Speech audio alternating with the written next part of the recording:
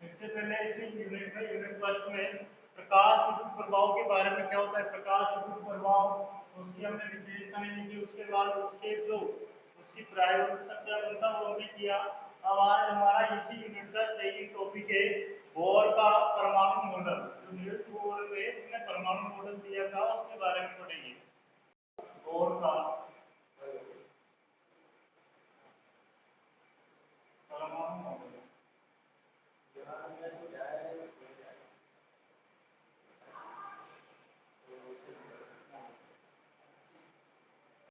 उसके बाद बोर ने परमाणु मॉडल दिया और इसने बोर ने बताया था बताया मॉडल में कि जो इलेक्ट्रॉन होते हैं वो इलेक्ट्रॉन जो नाभिक है उसके चारों ओर निश्चित कक्षाओं में चक्कर लगाते हैं। ये हमारा परमाणु में नाभिक नाभिक और ये क्या होगी कक्षाएं। इन कक्षाओं के चारों ओर जो इलेक्ट्रॉन चक्कर लगाते हैं इन कक्षाओं में, इलेक्ट्रॉन इन कक्षाओं में चक्कर लगाते हैं। रदरफोर्ड ने बताया था कि इलेक्ट्रॉन की चारों ओर चक्कर लगाते हैं, लेकिन वो उसको पूरी तरह से समझ नहीं पाया था। इसके बाद नील्स बोर ने निजी निश्चित कक्षाओं में चक्कर लगाते हैं और इन कक्षाओं को क्या नाम दिया जाता है, के एल एम एन। ये नाम दिया जाता है के एल एम एन। और इनमें जो इलेक्ट्रॉन कैसे बने रहते हैं, एक फॉर्मूला है 2n²। एन यहाँ एन क्या है, कक्षा की संख्या। जैसे एक कक्षा है, पहली कक्षा होगी, पहली कक्षा में कितने आएंगे, 2 इंटू 1 का स्क्वायर। जितने भी आएंगे कितने जाएंगे, 2। इसी प्रकार से कभी निकालेंगे, इस प्रकार से इसके द्वारा हम निकाल देते हैं। इलेक्ट्रॉन को नाभिक के चारों ओर चक्रण करते हैं, नाभिक चक्रण करते हुए इलेक्ट्रॉन का जो बल है वो कितने प्रकार के बल कार्य करते हैं। अभी इलेक्ट्रॉन इलेक्ट्रॉन नाभिक के चारों ओर चक्रण कर रहा है, इसके चारों ओर घूम रहा है नाभिक के, तो यहाँ पे इसमें दो प्रकार के बल कार्य करते हैं। कौन कौन से बल होते हैं, प्रथम प्रकार का बल तो क्या होता है, अपकेंद्रण बल। अपकेंद्रण बल यानी कि ये इसको बाहर की ओर लगता है इस इलेक्ट्रॉन के। और एक होता है अभिकेंद्रण बल, जो इधर अंदर की ओर लगता है, नाभिक का जो आकर्षण होता है वह अभिकेंद्रण बल। तो यहाँ पे जब इलेक्ट्रॉन गति करता है तो इसमें दो प्रकार के बल कार्य करते हैं, अपकेंद्रण और अभिकेंद्रीय बल। तो हम इसको सारे को बिंदु वाइज लिखेंगे, सारे छोटे बीच के बिंदु थे, छोटे बिंदु ढूंढने सारों को एक चीज को समझते हुए लिखेंगे। तो देखो पहला बिंदु था वो है हमारा इलेक्ट्रॉन नाभिक के चारों ओर निश्चित कक्षाओं में चक्कर करता है। इन कक्षाओं को कैसे प्रदर्शित करते हैं, किए जाने से इलेक्ट्रॉन नाभिक के चारों नाभिक के चारों निश्चित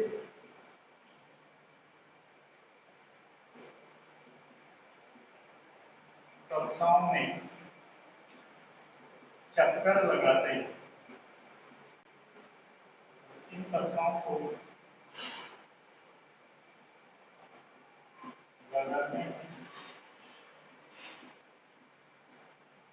इन कक्षाओं को के एल एम एन से प्रदर्शित किया जाता है।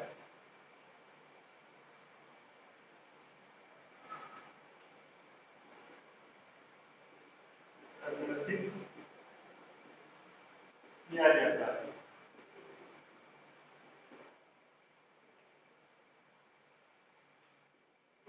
इलेक्ट्रॉन नाभिक के चारों निश्चित कक्षाओं में चक्कर लगाते हैं, जिनको कैसे प्रदर्शित करते हैं, के एल एम एन। इस प्रकार से आगे तो आगे बढ़ती हुई चलती है। और यहाँ पे इलेक्ट्रॉन की कक्षाएं जो होती है वो कैसी होती है, वर्ताकार होती है। इलेक्ट्रॉन की कक्षाएं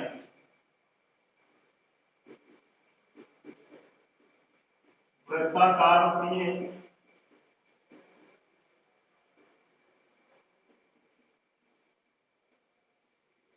इलेक्ट्रॉन की कक्षाएं वृत्ताकार होती है और किसी भी कक्षा में इलेक्ट्रॉन की अधिकतम संख्या कितनी होती है, 2n²।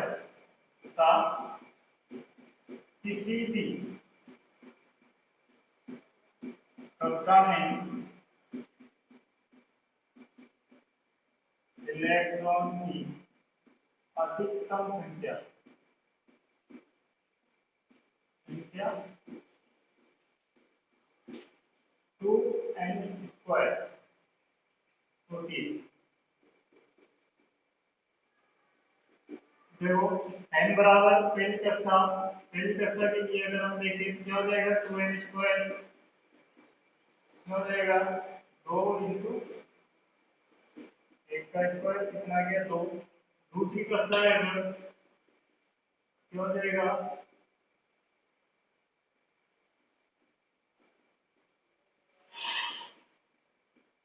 2 को 2 से करेंगे 4 और 4 से करेंगे 2 से कितना 8। n बराबर 3,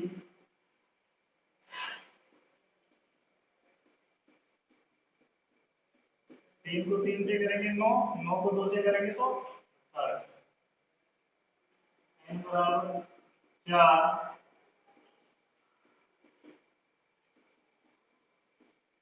4 को 4 से करेंगे 16 और 2 से करेंगे तो 32। तो पहली कक्षा में कितने इलेक्ट्रॉन 2 इलेक्ट्रॉन, दूसरी में कितने 8 इलेक्ट्रॉन, तीसरे में कितने 18, चौथी में 32, यानी कि 2n स्क्वायर अधिकतम इलेक्ट्रॉन बड़े जाने सक्षम होंगे। ठीक है, उसके बाद अगला बिंदु देखिए, तो जब इलेक्ट्रॉन चक्कर लगाता है, इलेक्ट्रॉन चक्कर लगाता है तो इसमें कितने प्रकार के बल कार्य करते हैं, 2 प्रकार के। कौन कौन से, अपकेंद्रण बल और अभिकेंद्रण बल। देखो यहाँ पे नाभिक और नाभिक के चारों इलेक्ट्रॉन चक्कर लगा रहा है, तो यहाँ पे बाहर इलेक्ट्रॉन पर जो बाहर की ओर बल लग रहा है वो तो कौन सा होता है, इसका अपकेंद्रण। और जो नाभिक का आकर्षण लगता है इस पे, ये होता है इसका अभिकेंद्रीय बल। तो इसमें कितने प्रकार के बल कार्य करते हैं, 2 प्रकार के। तो अगला बिंदु लिखेंगे हम, नाभिक के चारों ओर चक्रण करते हुए इलेक्ट्रॉन पर 2 प्रकार के बल कार्य करते हैं। नाभिक के चारों ओर चक्कर लगाते हुए इलेक्ट्रॉन पर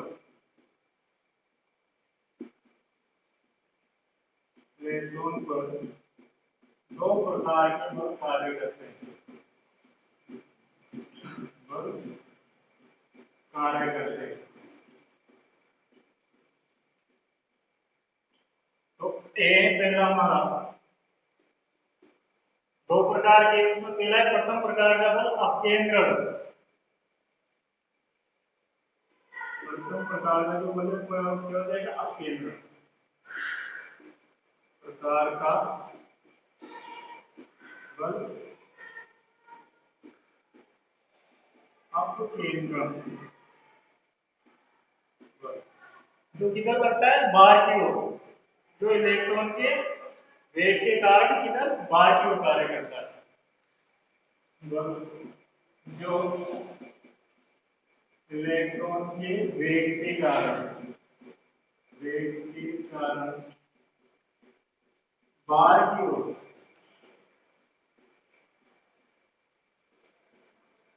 कार्य करता है।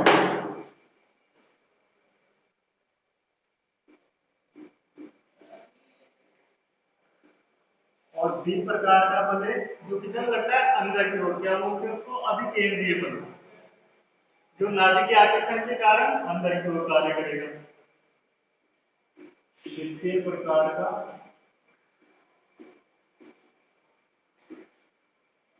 बल अभिकेंद्रीय बल,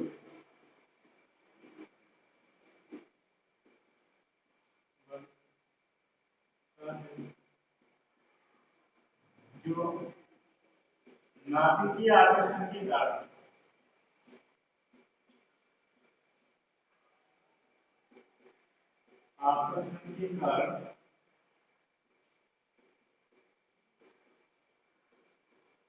अंदर की ओर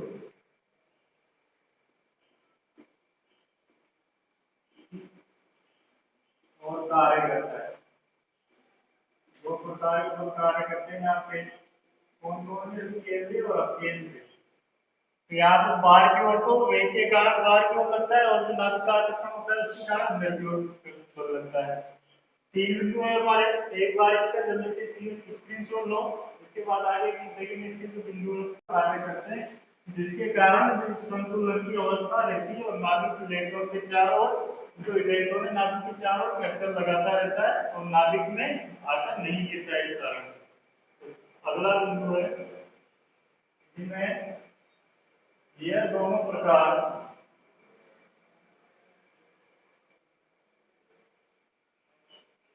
के बल,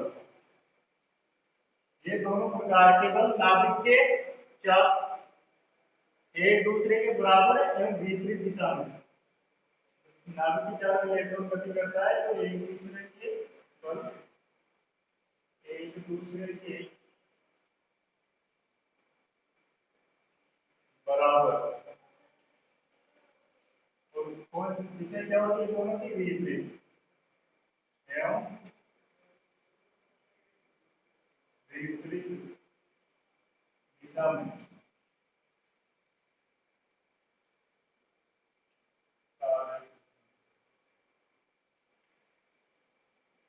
अब एक दूसरे के विपरीत और बराबर लगेंगे तो एक दोनों क्या कर देंगे, एक दूसरे को संतुलित, अर्थात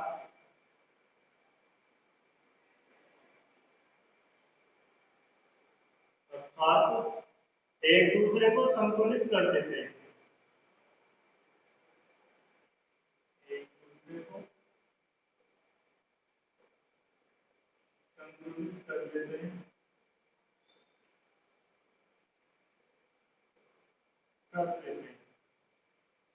जिससे जो इलेक्ट्रॉन है वो नाभिक में नहीं गिरता।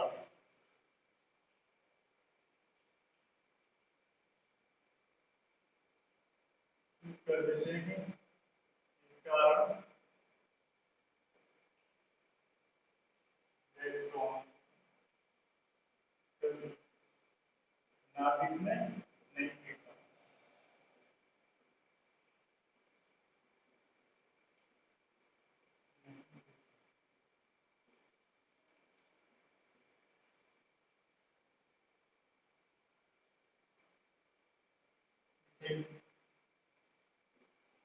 निम्न प्रकार समझ सकते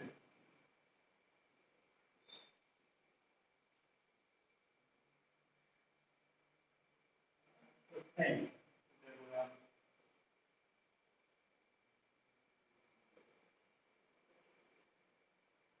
ये नाभिक हमारा और ये निश्चित वर्ताकार कक्षा है और इसमें कोई इलेक्ट्रॉन गति कर रहा है। इस इलेक्ट्रॉन पे कितने प्रकार के बल कार्य कर रहे हैं, दो प्रकार के, एक तो नाभिक का आकर्षण बल और एक इसके वेग के कारण इसके बाहर की ओर लगने वाला अपकेंद्रण बल।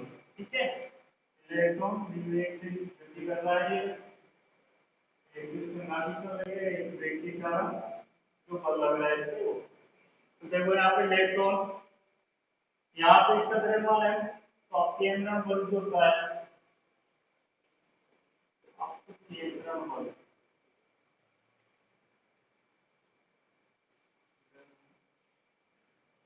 देखो यहाँ पे अपकेंद्रण बल बराबर क्या हो जाएगा,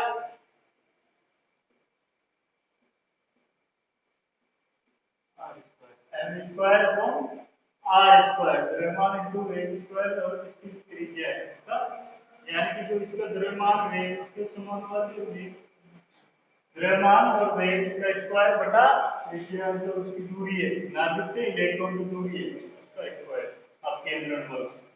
और जो नाभिकीय आकर्षण बल होता है, नाभिकीय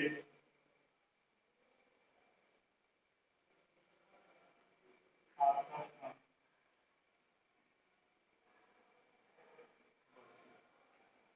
ये होता है हमारा नाभिकीय आकर्षण बल समानुपाती और इन दोनों के समानुपाती, और जो वहां पे नाभिक की दूरी है इलेक्ट्रॉन की दूरी से एक समानुपाती r स्क्वायर। यहाँ पे इसको बताएंगे नाभिकीय आकर्षण जो है, नाभिकीय आकर्षण समानुपाती, इसकी जगह देखो हम क्या लिख सकते हैं, आवेश की जगह Q1 Q2 जो आवेश है इसकी जगह हम लिख सकते हैं Z E, लिख सकते हैं दोनों को Z E इंटू दो E इंटू E बटे R स्क्वायर नाभिक के आकर्षण जो है वो क्या हो जाएगा हमारा आकर्षण समान भौतिक चिन्ह हटाएंगे तो क्या आ जाएगा स्थिरांक। ये स्थिरांक आ जाएगा के जेड स्क्वायर ए जेड ई दोनों गुणा करेंगे स्क्वायर और ये हमारा क्या हो जाएगा केंद्र और नाभिक के आकर्षण। और जो केंद्र बल होता है बराबर किसके के जेड नाभिक के आकर्षण के बराबर हो जाएगा। ये दोनों बराबर है, दोनों दोनों एक दूसरे के विपरीत और कितने लग रहे हैं बराबर लग रहे हैं।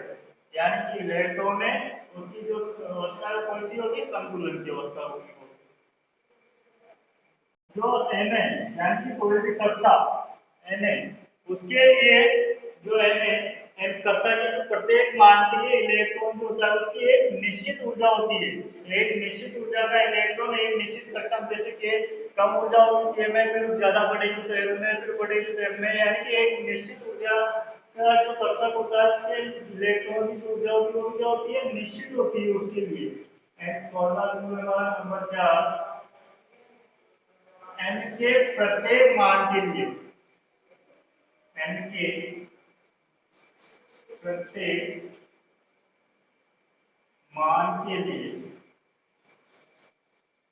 n के प्रत्येक मान के लिए इलेक्ट्रॉन की एक निश्चित ऊर्जा होती है। इलेक्ट्रॉन की एक निश्चित ऊर्जा होती है।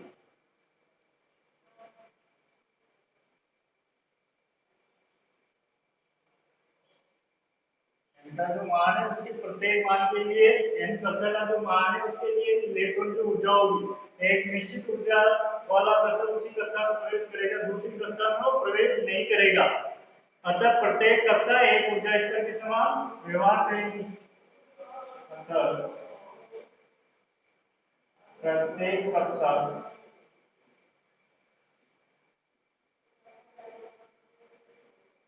एक ऊर्जा स्तर के समान व्यवहार,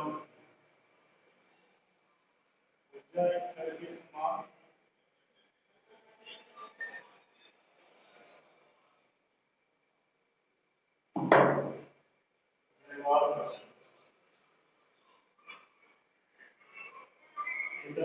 इसके बाद अपनी कक्षा में चक्रण करते समय इलेक्ट्रॉन ऊर्जा का उत्सर्जन या अवशोषण नहीं करेगा। जैसे मान लो ये नाभिक और ये इसकी वर्ताकार कक्षा, अब इसी कक्षा में अगर इलेक्ट्रॉन चक्र कर रहा है, अगर इसी कक्षा में क्या कर रहा है इलेक्ट्रॉन चक्रण कर रहा है, इसके अलावा उच्च वाले में जा रहा है निम्न में आ रहा है, जैसे उच्च वाली और ये निम्न, तो ये इसी में करता रहेगा। यहाँ पे किसी प्रकार का कोई अवशोषण नहीं करेगा ऊर्जा का, नहीं यहाँ से ये किसी प्रकार का ऊर्जा का उत्सर्जन करेगा। कब करेगा अवशोषण उत्सर्जन? जब ये निम्न से उच्च में जाएगा, निम्न से उच्च में जाएगा, निम्न से उच्च में जाएगा तो वहां पर तो क्या करेगा ये ऊर्जा का अवशोषण करेगा, यानी कि ऊर्जा ग्रहण करके अपनी ऊर्जा बढ़ा देगा, जिसके कारण निम्न से कहां चला जाता है उच्च में। और मान लो उच्च से निम्न में आएगा, यानी कि अधिक ऊर्जा से कम ऊर्जा में आएगा तो अपनी ऊर्जा को क्या कर देगा उत्सर्जित कर देगा। और जब एक ही कक्षा में चक्कर लगाता है तो किसी प्रकार का कोई अवशोषण या उत्सर्जन नहीं करता है। अगला पीरियड हमारा नंबर 5, अपनी कक्षा में चक्रण करते समय इलेक्ट्रॉन अपनी कक्षा में चक्रण करते समय इलेक्ट्रॉन ऊर्जा का अवशोषण या उत्सर्जन नहीं करता। ऊर्जा का अवशोषण करेगा नहीं, अवशोषण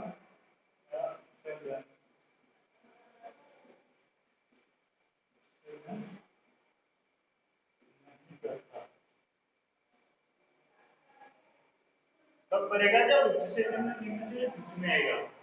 उत्सर्जन या अवशोषण केवल तभी होगा जब इलेक्ट्रॉन अपनी कक्षा क्या करेगा परिवर्तित करेगा। उत्सर्जन या अवशोषण तभी होगा जब इलेक्ट्रॉन अपनी कक्षा परिवर्तित करेगा।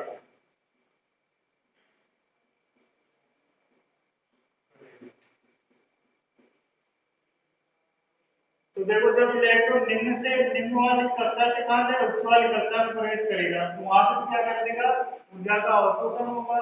और जबकि उच्च से निम्न में आएगा तो इसके विपरीत हो जाएगा, मतलब क्या करेगा, उत्सर्जन कर देगा। तो अगला बिंदु है, जब इलेक्ट्रॉन निम्न ऊर्जा वाली कक्षा से उच्च ऊर्जा वाली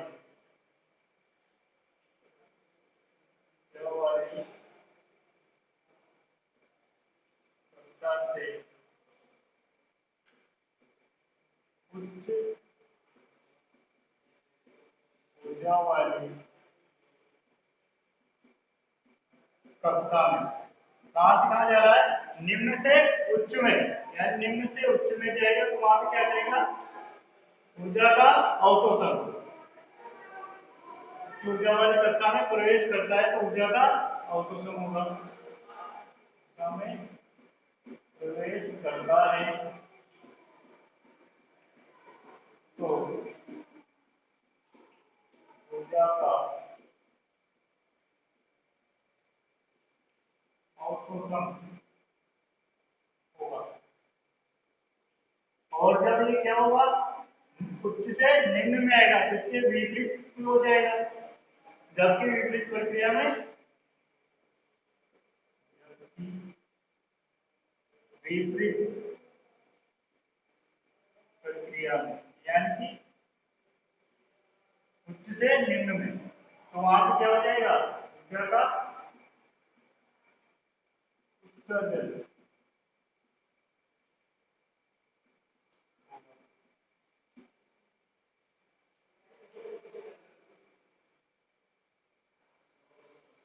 और जो ऊर्जा का अवशोषण या उत्सर्जन होता है, ये क्या होता है, छोटे छोटे पैकेटों के रूप में होता है। जो ऊर्जा उत्सर्जित या अवशोषित की जाती है, छोटे छोटे पैकेटों के रूप में की जाती है, जिनको हम क्या कहते हैं, क्या कहते हैं, क्वांटा।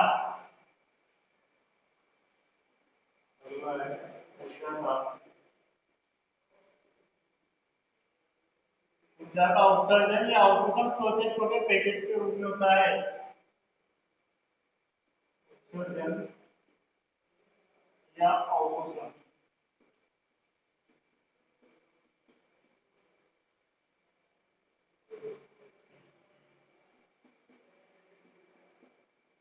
छोटे छोटे पैकेट्स के रूप में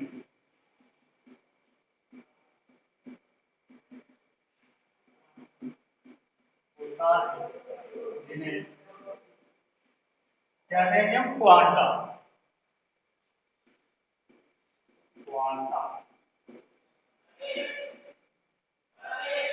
जिन्हें क्वांटा कहते हैं।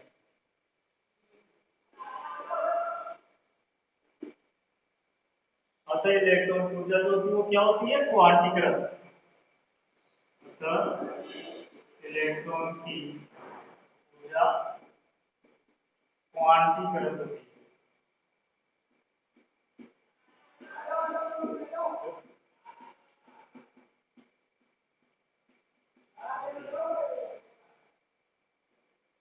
हार्डवेयर जो इसका विपरीत था, वो इलेक्ट्रॉन सतत रूप से ऊर्जा उत्सर्जन या अवशोषण नहीं करता। जो इलेक्ट्रॉन होते हैं वो सतत रूप से नहीं करते ऊर्जा का, न तो सतत रूप से उत्सर्जन करते, न ही अवशोषण करते। ऊर्जा का अवशोषण या उत्सर्जन नहीं करते। अब सतत रूप से नहीं करेंगे तो स्पेक्ट्रम प्राप्त होंगे, वो कैसे होंगे, असतत। नहीं करते, इस कारण प्राप्त होने वाले स्पेक्ट्रम असतत होते हैं। इस कारण प्राप्त होने वाले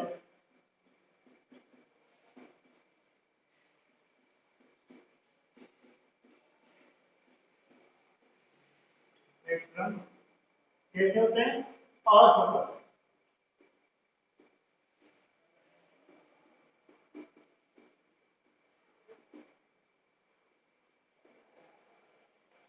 इसका लागू है बोर के अनुसार जो इलेक्ट्रॉन है किन कक्षाओं में चक्रण करता है जिनमें उसका कोणीय संवेग जो होता है वो क्या होता है h/2 का पूर्ण गुणज होता है। बोर के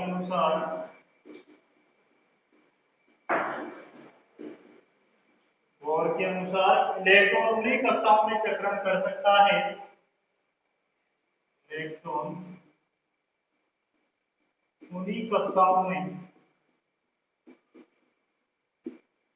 चक्रण कर सकता है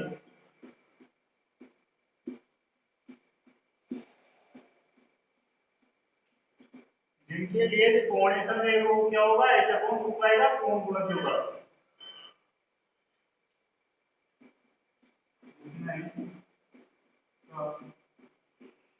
कोणीय संवेग क्या h/2 का पूर्ण गुणज।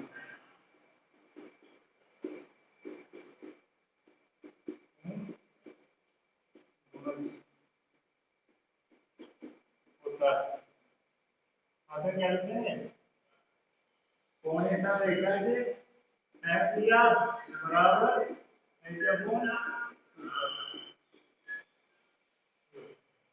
तो एक बार इसका स्क्रीनशॉट लो। ये थे पूरे हमारे बोर का परमाणु मॉडल। इसके अगला टॉपिक डालो बोर मॉडल की सीमाएं।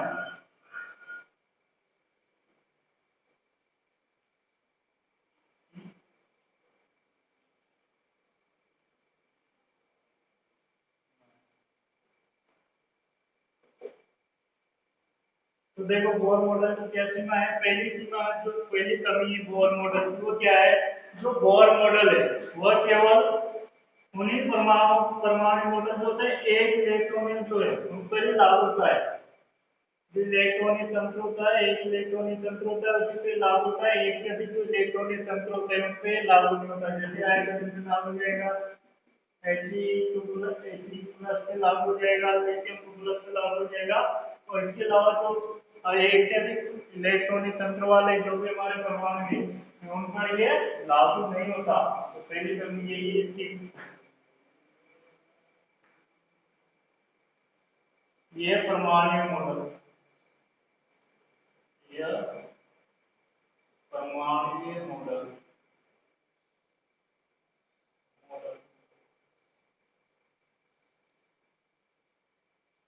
एक इलेक्ट्रॉनीय तंत्र पर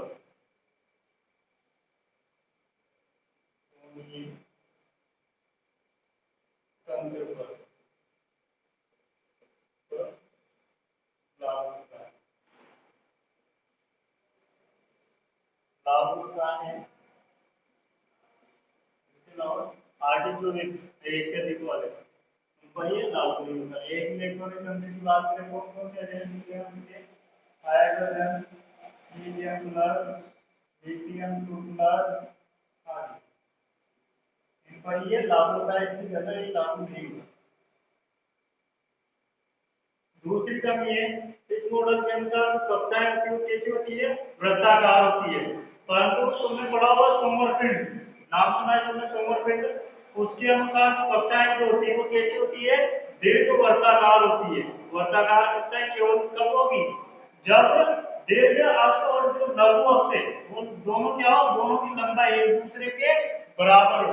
उसने सोमरफेल्ड ने बताया कि जो दीर्घ अक्ष है और जो लघु अक्ष है अगर दोनों की लंबाई बराबर होगी उस स्थिति में जो वर्ताकार कक्षाएं होती है वो क्या वर्ताकार कक्षाएं होती है। अन्य स्थिति में जो कक्षाएं होती है वो कैसी होती है दीर्घ वर्ताकार होती है। किसने बताया सोमरफेल्ड ने। तो दूसरी कमी दी है सोमरफेल्ड इस मॉडल के अनुसार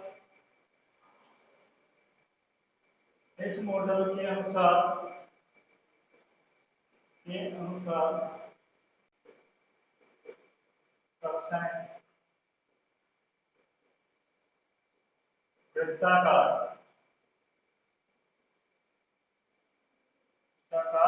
होती है। लेकिन सोमरफेल्ड के अनुसार कैसी होती है, दीर्घ वर्ताकार। परंतु सोमरफेल्ड के अनुसार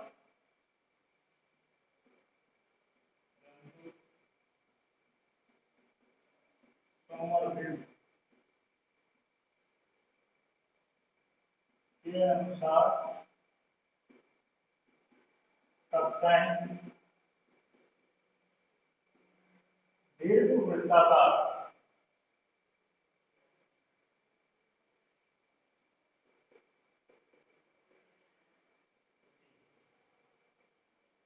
वृत्ताकार कब होगी, जब लघु अक्ष और दीर्घ अक्ष दोनों क्या हो, एक दूसरे के बराबर।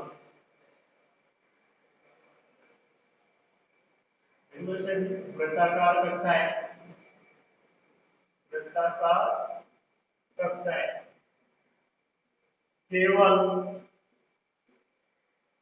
उसी स्थिति में होती है जब दीर्घाक्ष व लघु अक्ष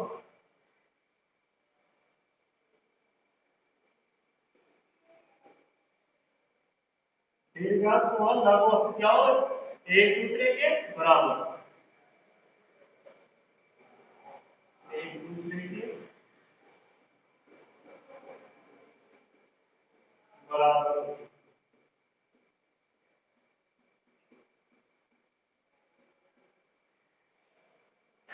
इसके बाद तीसरी जो कमी है इसकी वो है, बोर ने जो कोणीय संवेग बताया वो क्या होता है, त्रिकोण 2π का पूर्ण गुणज होता है, ये उसने बताया, लेकिन इसका किसी प्रकार का उसने कोई सैद्धांतिक आधार प्रस्तुत नहीं किया। तो तीसरी कमी थी, बोर ने कोणीय संवेग एमवीआर क्या बताया, h/2π का पूर्ण गुणज बताया, लेकिन इसने किसी प्रकार का कोई सैद्धांतिक आधार प्रस्तुत नहीं किया का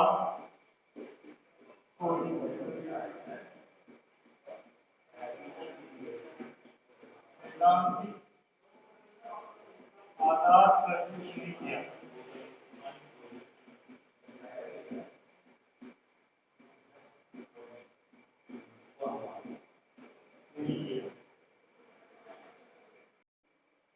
तो देखो वो तीसरी जो कमी थी वो क्या थी, इसकी जो कोणीय संवेग होता है वो क्या होता है, h/2π का पूर्ण गुणज होता है, लेकिन इसका इसने किसी प्रकार का कोई सैद्धांतिक आधार प्रस्तुत नहीं किया।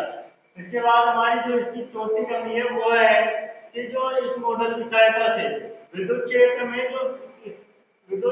स्पेक्ट्रम रेखाएं जो होती है उनका जो सूक्ष्म विभाजन होता है, यानी कि स्टार जो प्रभाव होता है विद्युत क्षेत्र में जो स्पेक्ट्रम रेखाओं का सूक्ष्म विभाजन का स्टार प्रभाव होता है उसको, और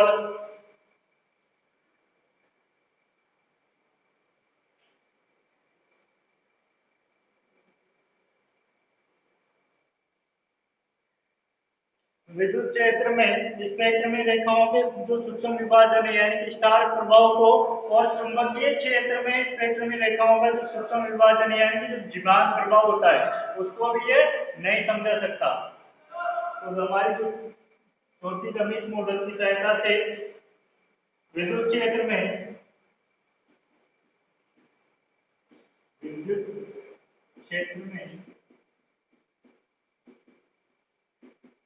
स्पेक्ट्रम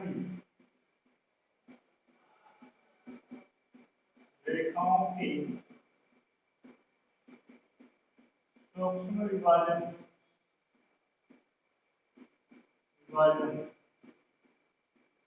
कौन सा, स्टार प्रभाव,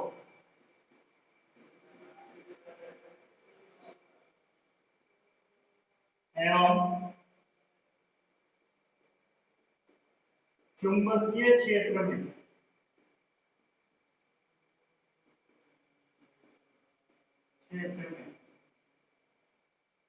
स्पेक्ट्रमी रेखाओं के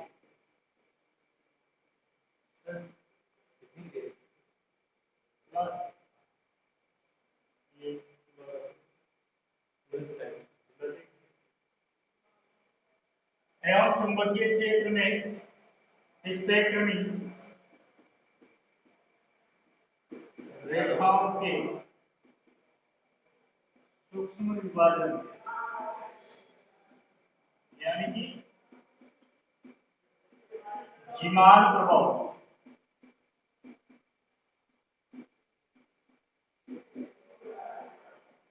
यानी कि विद्युत क्षेत्र में जो स्पेक्ट्रम रेखाओं सूक्ष्म विभाजन होता है कौन सा प्रभाव होता है स्टार प्रभाव। और चुंबकीय क्षेत्र में स्पेक्ट्रम में रेखाओं का जो सूक्ष्म विभाजन होता है कौन सा प्रभाव होता है हमारा जीमान प्रभाव होता है।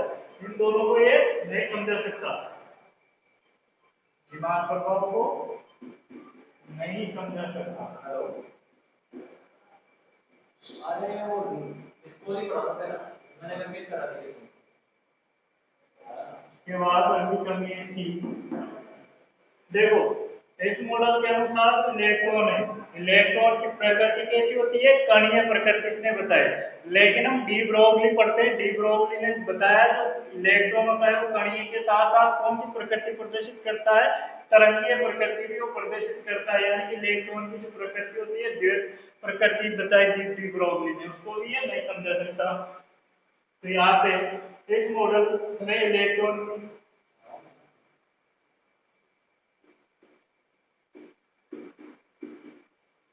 इस मॉडल में इलेक्ट्रॉन की प्रकृति कैसी है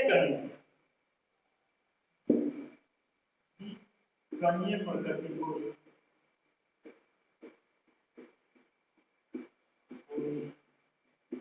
आधार माना।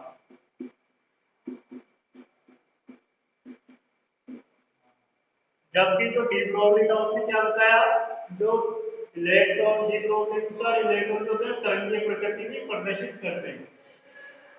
तो यहाँ पे जो किसको माना होगी कणीय, डी ब्रोगली का माना गया, परंतु डी ब्रोगली के अनुसार इलेक्ट्रॉन तरंगीय प्रकृति प्रदर्शित करता है।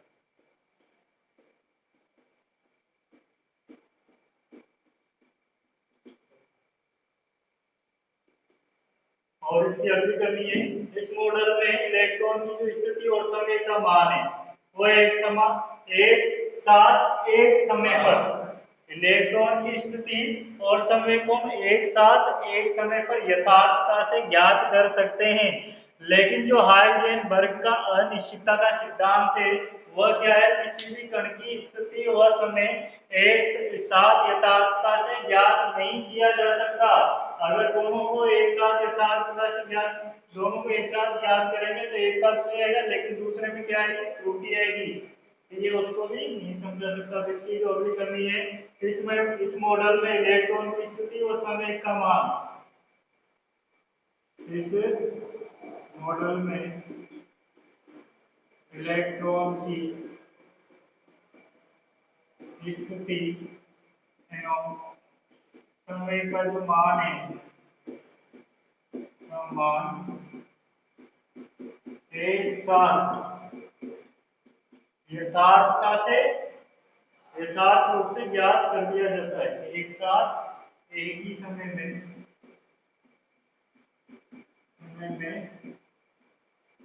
यथार्थ रूप से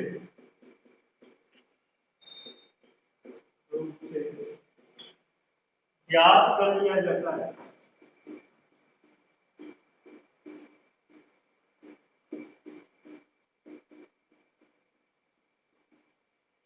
ज्ञात कर लिया जाता है तो परंतु जो हमारे वर्ग का अनिश्चितता का सिद्धांत उसके अनुसार इलेक्ट्रॉन एक सूक्ष्म कण होता है, अतः इसके लिए एक समय पर स्थिति और समय का मान जो है वो यथार्थता के रूप में हम ज्ञात नहीं कर सकते। लिख लेना आगे, ठीक है।